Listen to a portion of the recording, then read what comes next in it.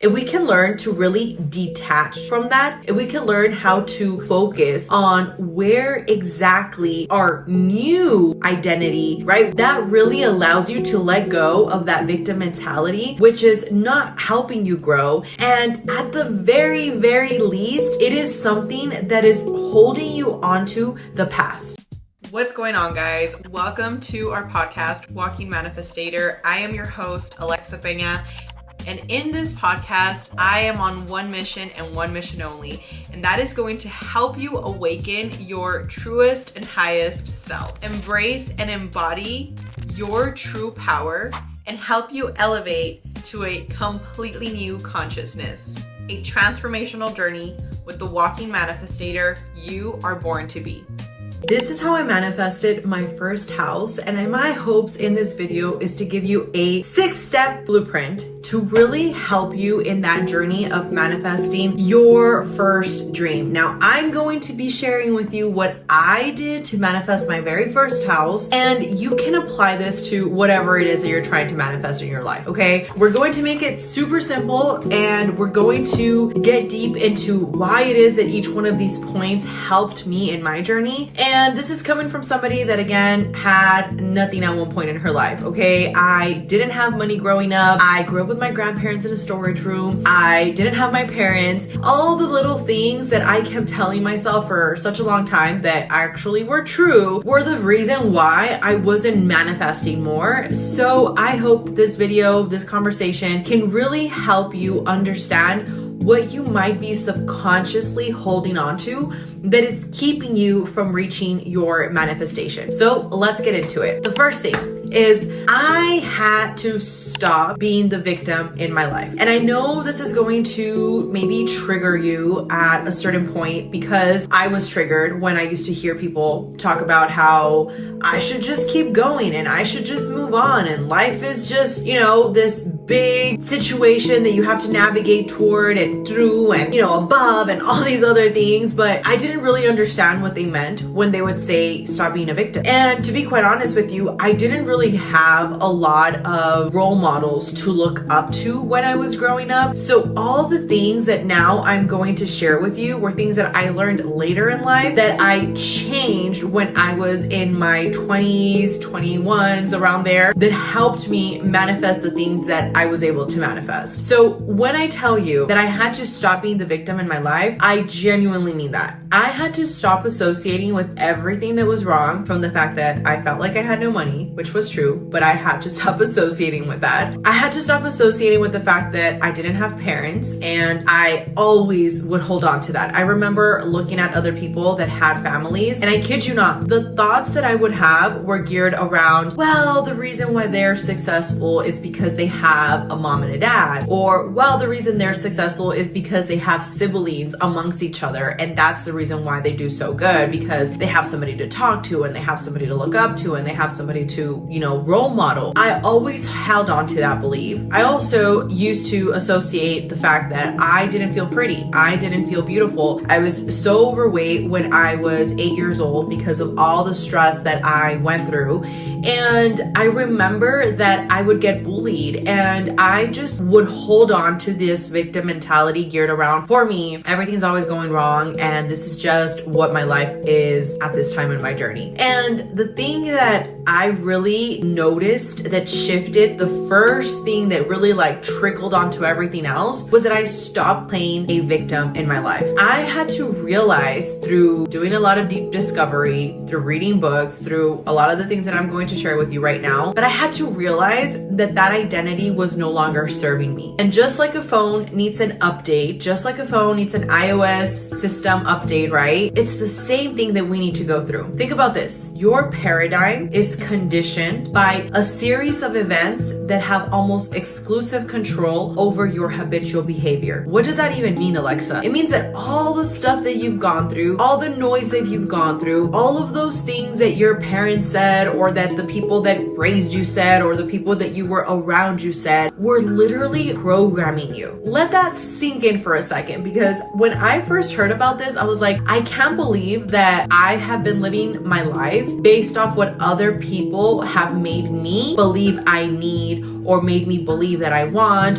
or made me believe that I'm worthy of or not worthy of. Just think about that. That person that once called you fat, chances are they felt so insecure about themselves that they needed to feel some sense of validation. And the only way that they could do that is by bringing you down to how they felt about themselves. The person that told you you weren't smart enough, they were so miserable in their life that they had to deflect and reflect their own insecurities based off how they were living their life. This is why you really want to get clarity on what it is that you're allowing into your mind. And I want you to think of it as your mind being one of the most prestigious palaces. I want you to think of it as like your pride and joy. I want you to think of it as your most prime real estate. Like if I could hand you the keys right now to the most exclusive listing in, I don't know, let's use a nice place, Peru, if you like New York, if you like California, if you like Paris, the most exclusive place in that city. And I want you to think about you just willingly giving that key to anybody that comes by. Like, would you actually do that in real life? No, you wouldn't. You wouldn't allow anybody to just have access to this palace. But yet that's what we do when it comes to our thoughts. That's what we do when it comes to our identity. Our identity is literally shaped by a series of things that we have experienced, that we have identified with, and now we believe and we see the world the way that we perceive the world. It's not even the way that the world is. It's just the way that we perceive our world based off the experiences that we've encountered. If we can learn to really detach from that, if we can learn how to now focus on where exactly our new identity, where are they, right? Like, what do they do? How do they act? Who do they hang out with? That really allows you to let go of that victim mentality, which is not serving you, which is not helping you grow. And at the very, very least, it is something that is holding you onto the past. And this is why my first point before looking to manifest anything is you need to let go of your victim mentality. When I was living in a storage room with my grandparents and we didn't have no money, I remember I was embarrassed of people knowing where I lived. I didn't want anybody to know where I lived. I hated coming back from summer break. Is it spring break or summer break? I think it's a summer break, but the one that's like the 3 months long. And I remember that I would dread that freaking question that the teacher would always ask, which was, what did you guys do for this summer? And every single time it was the same thing. Nothing. Like, I didn't do anything. I stayed at home. We didn't have money to go anywhere. We didn't go anywhere, like literally anywhere, because the only money that was coming in was enough to really pay the rent and buy groceries. So we didn't get the ability to go. I didn't see Peter Piper Pizza growing up. I didn't see arcades growing up. I remember that until I was in 7th grade, that's where my grandma actually started taking me to the dollar movies, is what we called them over here. And basically it wasn't even like the movies that were coming out at the cinema. It was the movies that were already outdated from the cinema. And this was the movies that we would go and watch. And why do I share this with you? Not from a perspective of, oh, poor me. No, because I want to bring this to your awareness. And I want you to realize how a lot of these things that we grew up with shape who we are now. So we have all these identities geared around this lack that we went through, but that's not who you are now. And if you continue to hold on to that identity, it is going to keep you where you've been. And if you're happy where you've been, great. But if you're watching this or you're listening to this, chances are you're looking to continue to grow. Chances are you're looking to continue to elevate. And the only way you can elevate is by letting go of the shit that doesn't serve you, the story that no longer serves you. Now, you might ask, well, Alexa, how do I do that, right? Like, that sounds great and I hear you and I want to change my identity, but look, girl, I don't know how to do that.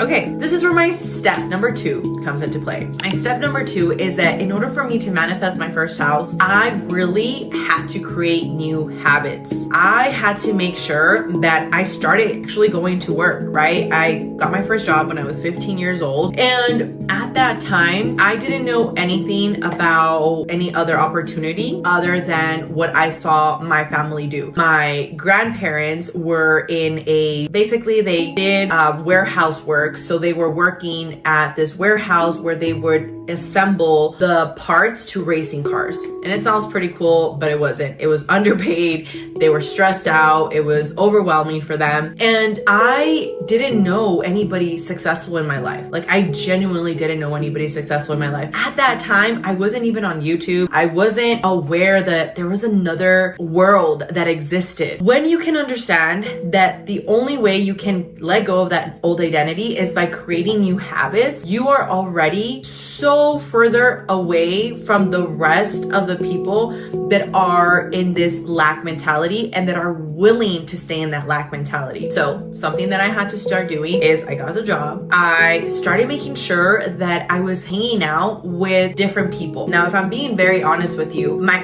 first house, I was still hanging out with the wrong people, which is why I believe that I went through some turbulence at that time as well that really made me reevaluate my life. But if I could give you a simplified Cliff Note version of that, when I actually started releasing all of these people from my life, when I start actually embodying these new habits that I was looking to incorporate in my life, like going to the gym, actually trying to learn from people that were doing better than me, starting to really understand how the world around me worked and not identify with the world that I was living in. This really allowed me to start creating new habits. Now, I can share with you because I want to also preface the fact that from my first house, I've been able to manifest a lot more after that. I was able to manifest my first 6-figure car. I was able to manifest my first 6-figure year. Then from there, my 7-figure. This is the stuff that I've been able to continue to incorporate into my life that allows me to continue to manifest more effortlessly. So when you're going into these new habits, because you're releasing that old identity and you're incorporating new people into your life, you're learning from new people that are doing the thing that you want to do, right? Like, find a person that inspires you and that is living a life that you could sit here and say, you know what, I would trade places with that person. I remember I said this one time because I saw a creator talking about it, how basically she says that her mom taught her she would never trade places. She doesn't take advice from anybody that she wouldn't trade places with. And I really love that. Why? Because it is very, very direct and it's very truthful. Like, you're not going to take advice from a fitness person that doesn't look like they're fit. Now, there's nothing wrong with the person that isn't fit. If that's what they want for their life, then we have freedom and you can decide whatever you want. But realistically, if I'm telling you, hey, let me do your hair, and my hair doesn't look the greatest, chances are you're going to think, well, if she doesn't even take care of her hair, why would she take care of my hair? That's just how we work as humans. And I remember when I said that, this person was like, oh, so you're saying, you know, that you can't take advice from anybody that's beneath you? Like, that is so wrong. No, girl, that's not the case. The case is that you can learn from everybody. But are you going to take advice and trade places with that person that is doing worse than you? Chances are no. If I tell you right now, hey, my life is falling apart, you know, I have all these debt collectors that are coming and knocking at my door, I'm about to go into foreclosure, you know, I have an abusive relationship, my life is just crumbling. Even saying those things right now sounds so icky to my body, but I want to give you an idea behind the things that you need to now start to understand that really impact your life. But if I tell you that this is my life, right, would you want to trade places with me? No. Chances are you would say, no, girl, like, I feel for you and I hope everything gets better, but I like my life the way it is right now. You know, maybe I don't have a house, but I have no debt collectors that are coming and knocking at my door. Very different situations. So for me, when I shared that perspective of I had to really let go of taking advice from all these people that did not serve me, that were not helping me reach the next level. And this is really why you want to surround yourself with people that are doing better than you. Find somebody that you can role model. Find somebody that you can start opening your perspective through and actually take small little steps in the direction in which you're trying to go. Journal and actually write down, who is this next version of you? How do they show up? How do they dress? How do they communicate with people? How do they treat people? What do they do on a day-to-day activities? Write them down and start making that part of your routine. Now, step number 3 here is I had to learn a new skill. When I was manifesting my first house, I needed more money because I was broke, I was struggling, and I wasn't going anywhere. I had to decide to let go the security of having my very own little world where I was in a 9-to-5 and I had some level of security, even though it wasn't a lot. I was making $16,000 a year. So I was like, you know what, as a single mom, like, this is not the worst that could happen. It could be worse, right? But I had to let go of that identity and I had to create a new identity, which was of an entrepreneur. And again, this is not a video for you to go and become an entrepreneur if that's something that you really don't vibe with, if that's not something you really want. I do believe that there's some people that are cut out to be entrepreneurs because that is what they genuinely feel to their core that they want to do. They want to provide a service of value to the world and they want to get paid for it. But there are some people that already have amazing businesses that are doing amazing impacts, and maybe you want to work with them. So again, I want to make that very, very clear. You do not have to be an entrepreneur to have your own business, but if you do, to have your own manifestations come into your life. But if you do want to have that freedom of deciding when you go to do whatever you want to do, when you get to take vacations, when you get to actually have no cap on how much money you can make, then that is where I would encourage you to explore that option. For me, it made sense. When I let go of working at a call center and I stepped into becoming a life insurance agent, basically, I remember that I got a message from this person, and this is why I say that manifestation is so powerful, because around this time, I was really asking God to give me more opportunities. I was really asking God to bless me with more, just the ability to see things that I wasn't seeing before. And I kid you not, within a few days, I get a message on Facebook, and basically this person is trying to recruit me. At that time, I didn't know what an MLM was. I'm telling you, I was oblivious to so many things. But now looking back at that experience, I'm actually thankful that I didn't know what an MLM was. For those of you that don't know what an MLM is, it's a multi-level marketing. Basically, you recruit people, and the more that you recruit, the more money that you can make, because it's like this pot and everybody gets to eat. But a lot of people don't have the best experience with MLMs, and personally I think that anything works. It's just about if you're willing to work. That's just my perspective. But at that time, I'm thankful that I didn't know a lot about that world, because I wasn't programmed to find the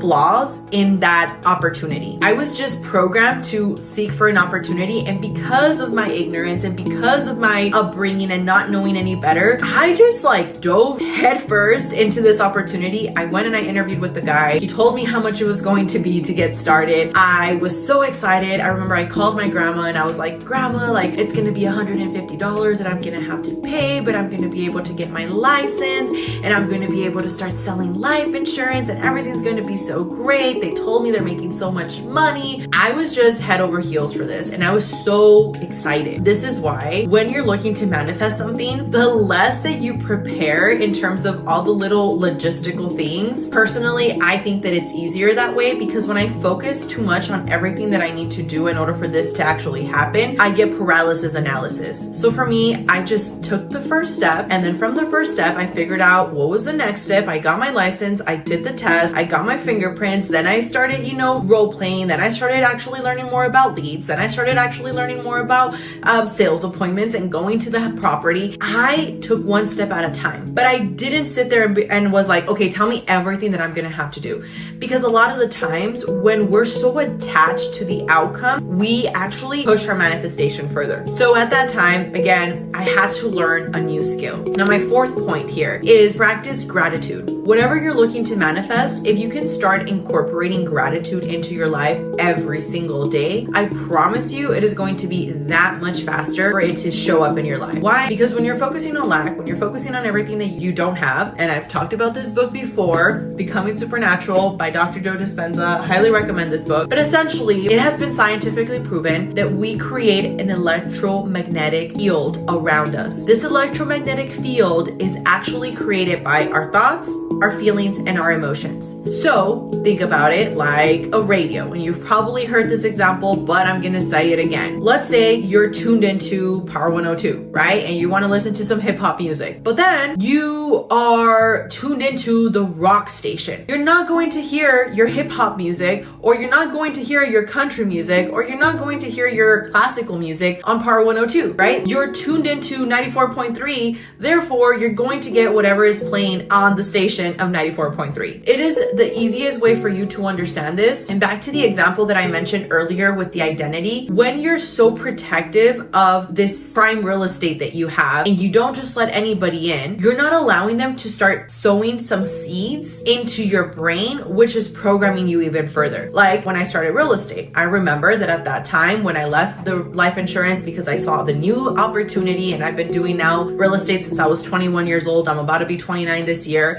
I remember that at that time, I didn't know anything about real estate either. I dove headfirst again. And because I didn't know all the negative side to real estate, I just went in. And when I was actually in the process of now, okay, I need to get clients, and okay, now it's not that easy like everybody made it seem. And okay, well, what do I need to do? I wasn't allowing other people to program me and tell me, oh, well, 95% of agents fail in their first 2 years in real estate. So, you might fail. No, I didn't even know that stat until later, once I was already around more people and I found out that that's actually how the cookie crumbled in real estate. But I want you to really start focusing on gratitude, because when you allow everybody to just plant the little seeds in your mind, you're allowing for that lack to fester into your garden. That's the last thing you want. You want to be in an energy so high that nobody can come and rain on your parade, that nobody can come and sit here and say, well, girl, like that's just so hard. Like, why would you want to start that business? Like everybody fails. Okay, girl, everybody fails, but not me. I am going to show up, do the best that I can, continue to show up, get knocked down, show up again, learn, but learn and learn and learn. And I'm going to learn not just from my mistakes, but from other people's mistakes. If you can practice gratitude while you're going through this, I promise you, your manifestations are going to come that much easier. Because that's how I manifested my first house. Those 4 steps were the first ones that really allowed me to see the opportunities. And I can make a whole other video if you guys want, or conversation geared around how I actually bought my first home. But this video is more geared around how I manifested my first home. This way you can actually understand the steps that I had to change in my life that really allowed me to manifest that first big thing,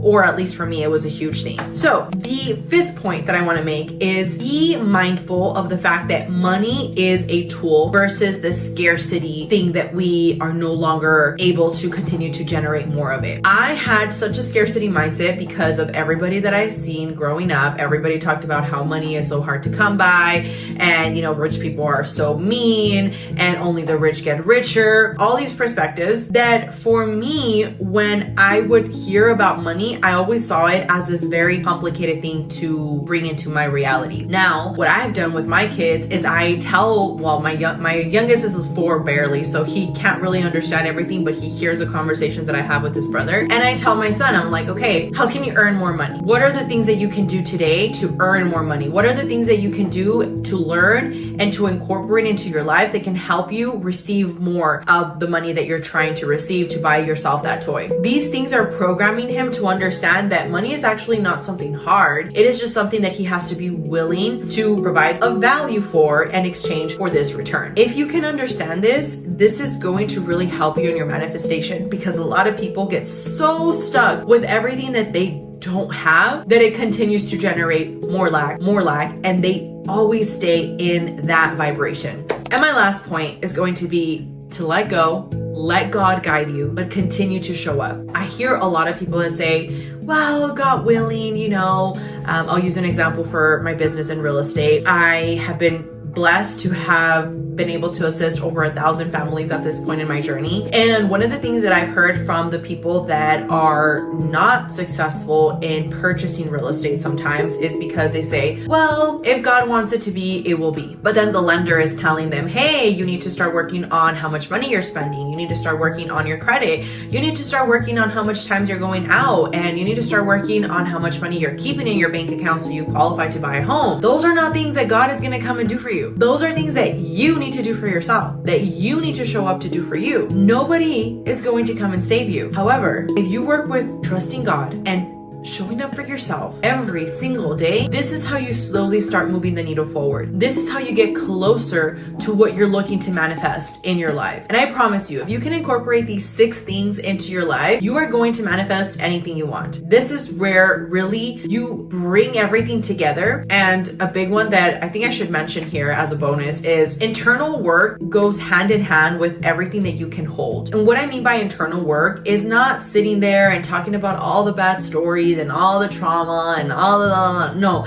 Yes, that's important, and yes, it's important to understand, but it's also important to understand, like, what is the garbage that no longer serves you that you continue to tell yourself subconsciously. And sometimes we don't recognize it within ourselves. Sometimes we need a coach to coach us through that and actually help us in that journey of self-discovery. And I'm not sitting here and telling you that you need a coach, because I remember that for the longest time when I was, barely getting started with my journey, I didn't have money for a coach. But what I am saying is that once I was able to afford a coach, it really helped me reach the next level, because a coach really helps you in understanding what it is that you are maybe missing that you could get better at in a faster period of time. So if you can do this with internal healing, incorporate it into this whole blueprint that I just laid out for you, you will be able to manifest your first house, your first car, your first six-figure paycheck, whatever you're looking to manifest. But incorporate these things, and please do not forget about the gratitude piece. Everything that you focus on is always going to amplify. The more that you focus on what you don't have,